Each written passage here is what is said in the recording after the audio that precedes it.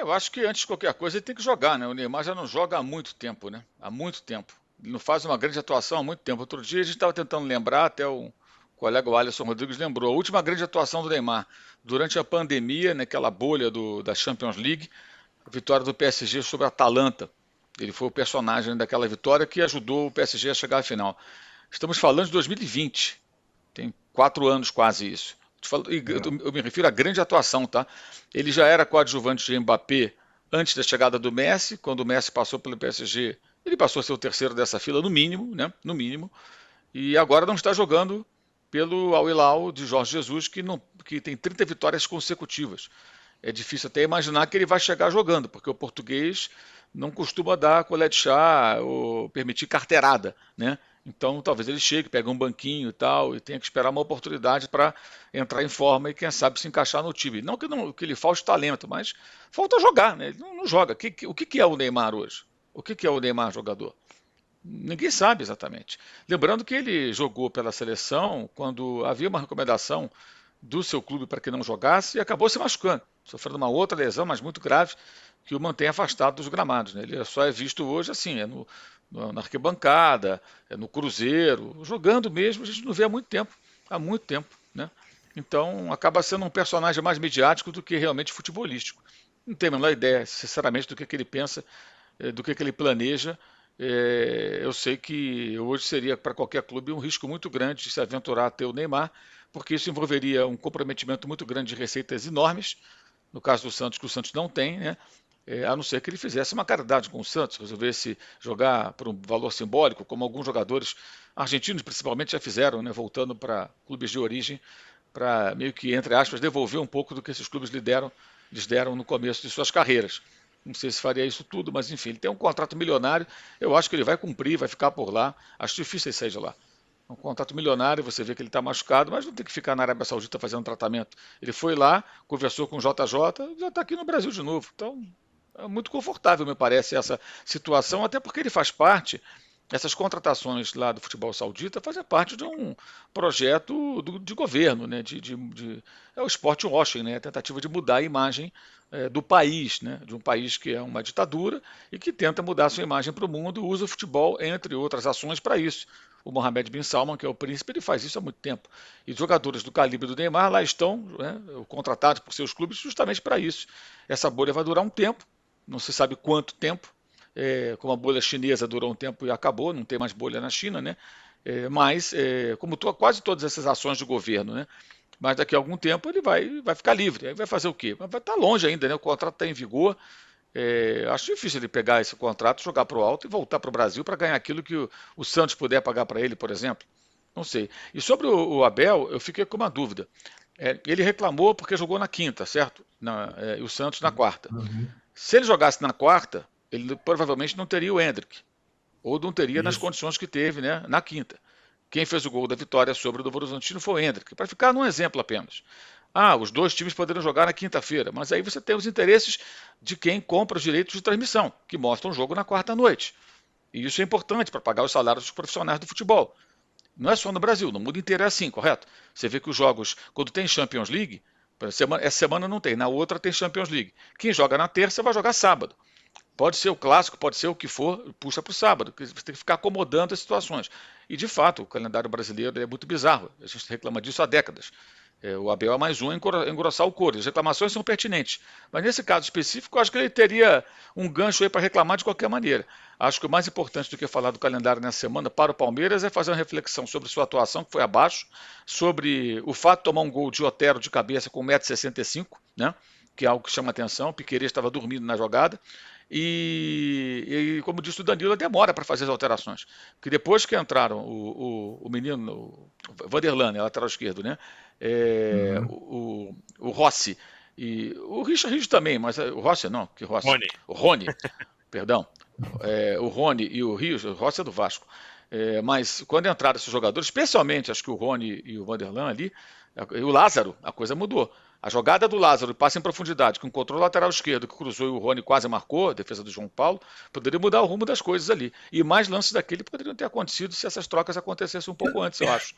Até pelo desgaste. Agora, o Santos morreu no segundo tempo, né, gente? Eu acho a vantagem muito magra. Uhum. E se eu tivesse que dar um palpite hoje, eu daria o palpite que o Palmeiras vai ser campeão. Acho que a vantagem de 1-0 é muito pequena para o Santos, especialmente pela queda de rendimento muito grande que o time teve no segundo tempo. Vai ser um outro jogo, mas acho que vai ser um jogo que o Santos vai ter que suportar a pressão, não tomar gol de saída, como aconteceu com o São Paulo naquele ano retrasado, ou o próprio Água Santa ano passado, e empurrar esse 0-0 o maior tempo possível. Quem sabe achar um gol. Fora isso, acho muito difícil para o Santos. Muito difícil mesmo. Apesar de o Palmeiras não fazer grandes jogos, mas quando que o Palmeiras fez grandes jogos em sequência? Nessa era toda vitoriosa. Em sequência. Tem um ou outro. É um time pragmático, objetivo e vencedor. Mas não é um time de grandes exibições. Ele faz jogos assim. Ele passa por dificuldades. Você vê que é o terceiro ano seguido que perde o primeiro jogo. E dessa vez perdeu de um gol só. Por São Paulo, há 2 anos, estava perdendo 3-0. Aí descontou com o Rafael Veiga e depois goleou em casa. E perdeu para o Água Santa, que é um time pequeno. Então é um roteiro que se repete, mas no jogo em casa o Palmeiras sempre se impôs. Eu acho que a tendência é se repetir. O Santos vai ter que ir muito além do que fez ontem para conseguir sustentar essa vantagem, a meu ver.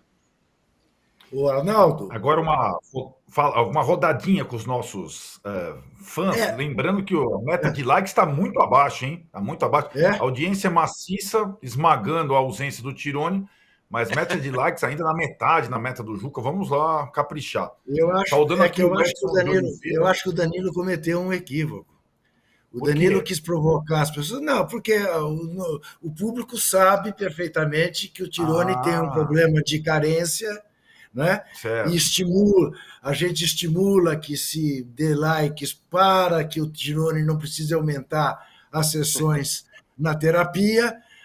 Não seria com ele distante que faria uma desfeita para ele. Como o Danilo tocou nisso, eu acho que as pessoas estão segurando o dedo. Mas eu queria botar o meu dedo e dar aqui a minha opinião sobre essa questão do calendário. Não vou falar sobre aquilo que todo mundo sabe. Veja como as coisas são curiosas. Contra o Novo Horizontino, o Abel Ferreira justificou a má atuação do Palmeiras pela falta de ritmo. A data FIFA havia interrompido o ritmo do Palmeiras. Isto faz sentido, a gente sabe. Agora, ele diz que o time estava cansado, ou mais cansado que o Santos, por causa de um dia de diferença. O que também é verdade. Os dois argumentos são verdadeiros.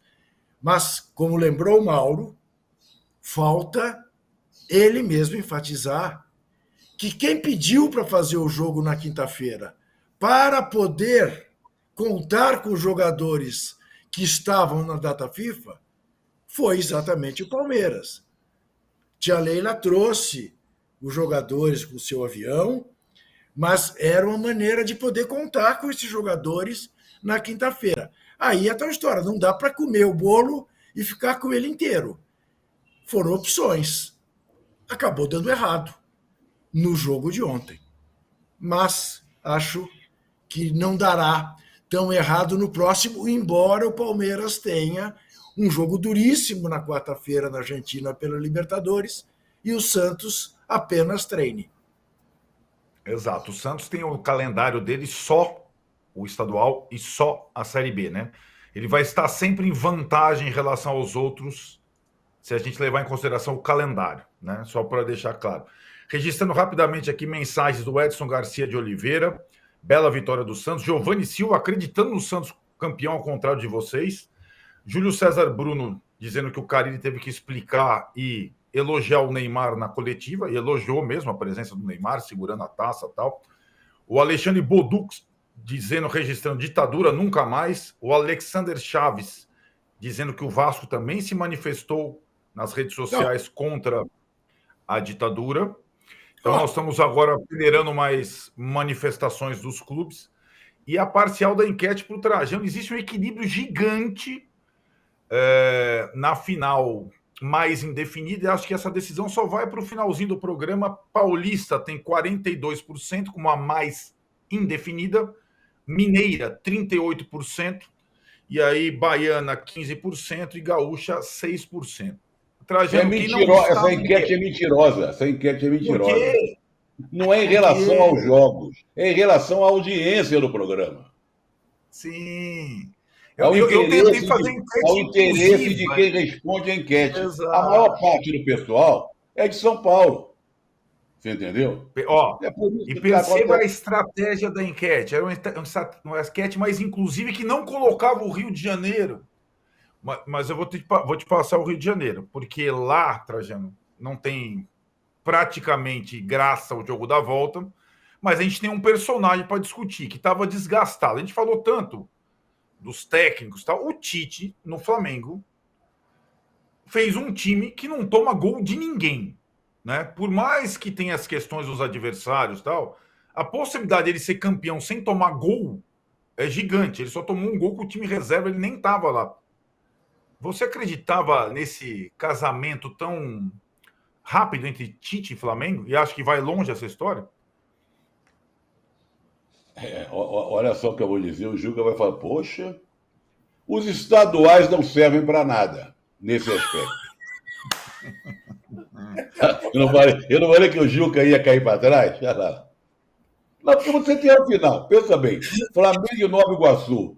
Você acredita que o Nova Iguaçu vai fazer algum gol no Flamengo?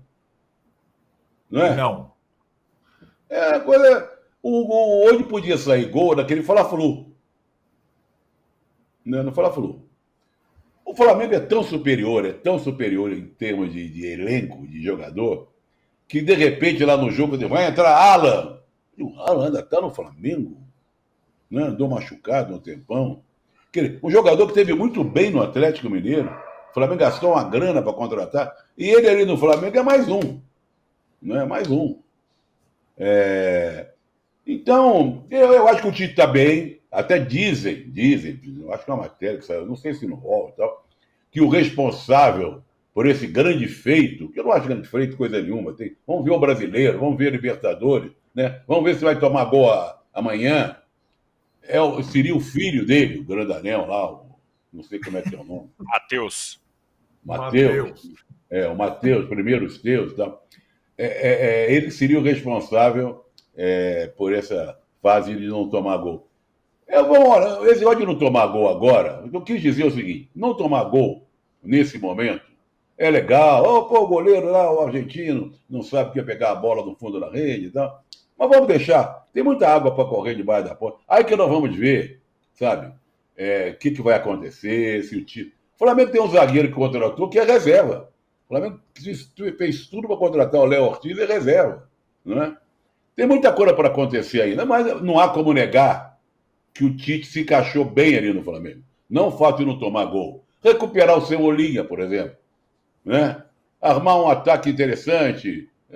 Tá legal. Chegou o De La Cruz, que é um baita jogador, com Pulga, com Arrascaeta, é um meio de campo gostoso de se ver. Tá bom, vamos ver. Vamos em frente. Mas tem muita coisa para acontecer. Por exemplo, não dá para julgar campeão carioca para cima do Nova Iguaçu. Convenhamos, né? Porque cada vez que o Flamengo fazia um gol, eu lembrava do Vasco. Eu digo, como é que o Vasco da Gama, que gastou dinheiro, que contratou não sei quem, fulano, beltrano e tal, conseguiu a proeza de se enfrentar 2 vezes o Nova Iguaçu e perder. Querer perder a chance, né? Com o Maracanã lotado, com a torcida do Vasco, essa coisa toda. É verdade. Isso estava muito no Rio de Janeiro, todo mundo que torcia para o Vasco ficava admirado com a facilidade do Flamengo e o Vasco não foi capaz de incomodar o Nova Iguaçu.